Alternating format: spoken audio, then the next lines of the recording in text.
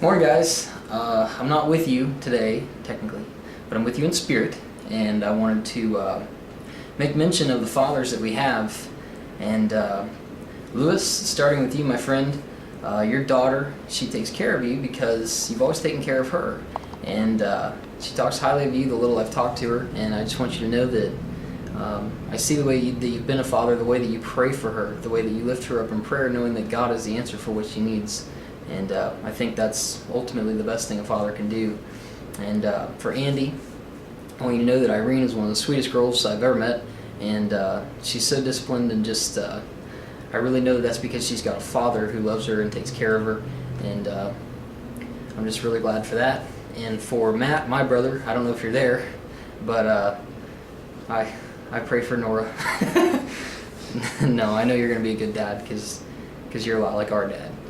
And Jeff, I remember seeing you with Kendra, and I guess I always knew that you'd be a good dad because you have a soft heart and you love her, but I see the way you're sacrificing now, and I just pray that you would just keep your heart in prayer, that you get to see her more because you are her dad, and she's going to know that, and she loves you, and I know she's going to grow to love you even more.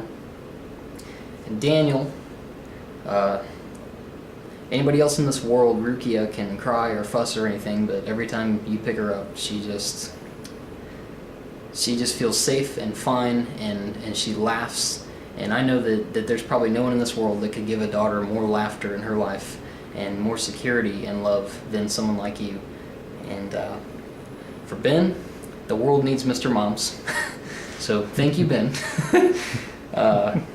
No, I want to say that you've been like a father to me, and I see the way that you shield your kids from the things of this world that you know are not good for them, and the way that you lead them towards their Heavenly Father, and that's in no cheesy way of saying it. It's amazing to me, and I think that your kids are going to be absolutely fine because of that, because they're going to have God, and I just see the way that you protect them and you love them, and it's amazing. Floyd,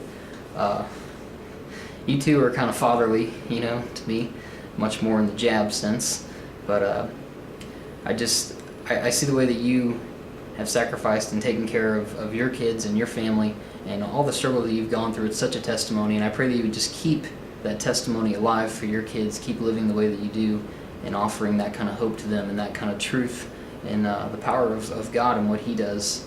And I just thank you for teaching me and for teaching all of us a lot. I think all of us can attest to that in some way with you. Eddie Jean, Pastor Ed, I don't know how you can handle the honesty that your kids have, especially Lauren. But I know that they come to you because they trust you, they love you, and they're open because of that kind of trust, because of the relationship you've built with them, that out of anywhere, they know that they can be themselves. I've never seen kids that are so openly themselves and just honest with their parents. And I think it's just because of the man you are and the way that you've raised them and the way that you've been. And I don't know what more can be said other than just seeing the way they look at you and the way that they trust you with everything. And I think that's awesome. And for Mike, Logan is so lucky because when I see you with him, I think of my dad. And more than anything, I want to say that he's so lucky, and I hope you know that you've made a difference, that the kind of difference that he's never going to forget. And not only have you been a good dad, but you've changed his whole life by being in it. And he's just so lucky, and I'm so glad for that. And I can't even say anything more. I thank you so much that you're there, and I'm glad.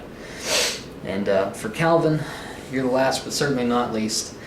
I want to tell you that you're the elder of our church. You're the man that I'm under as a pastor, and I'm so thankful. We don't get to talk a lot. I know I'm busy all the time, but the fact is you're kind of the father of our church, and every time you speak, it's full of wisdom and gentleness and lightheartedness and all the fruits of the Spirit that I can think of. I've seen it in you, and I trust your judgment. I love the fact that you keep a rein on us as pastors and keep hard for us as a church, and I hope that we can learn to be open to your wisdom much more, and that we can learn more from you, and I hope that I personally get to see you more and study more under you, because you're full of everything that a father has. And for all the fathers, I just want to charge you to pray and to let yourselves be modeled after our Heavenly Father, of course, and to know that none of this is on our own anyway. We need God, and I just want to tell you guys I love you, and I'm so glad to have all of you in our church family, and I hope to see you soon, too.